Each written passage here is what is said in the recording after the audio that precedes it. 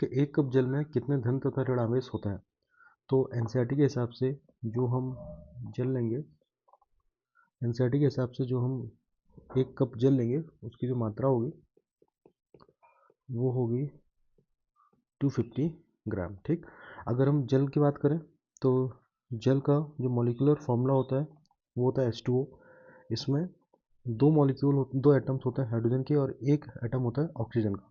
तो दो हाइड्रोजन के केस में जो Z होता है वो 1 होता है और जो A होता है वो भी 1 होता है।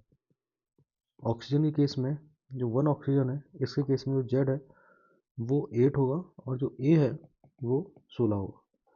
तो अगर हमें पता है कि जो Z होता है वो इलेक्ट्रॉन की संख्या और प्रोटॉन की संख्या के बराबर होता है। ठीक, तो हाइड्रोजन में जो इलेक्ट्रॉन की संख्या होगी और जो प्रोटॉन की संख्या होगी ये हमेशा क्या रहेगी, 1 रहेगी।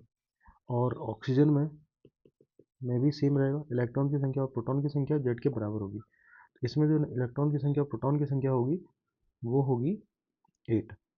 तो हमारे पास अगर दो एटम्स हैं हाइड्रोजन के, तो हाइड्रोजन से आ जाएंगे 2 इलेक्ट्रॉन।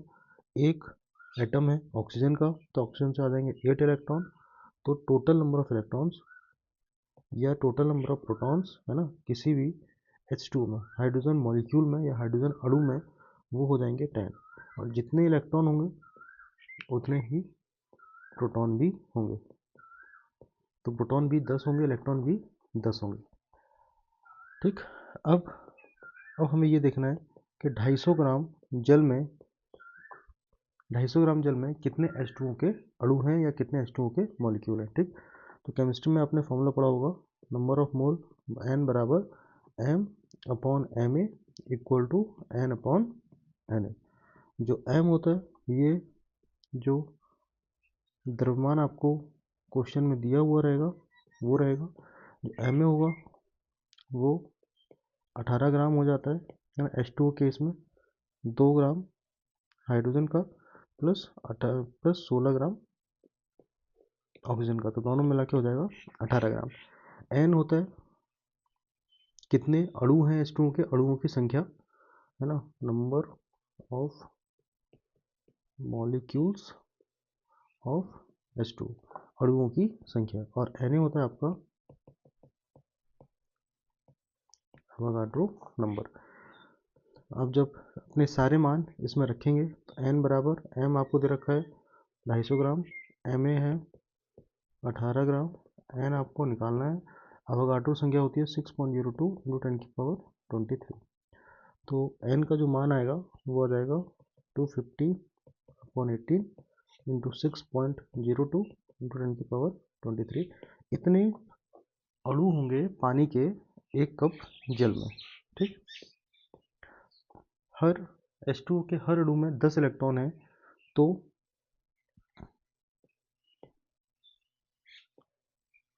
हम लिख सकते हैं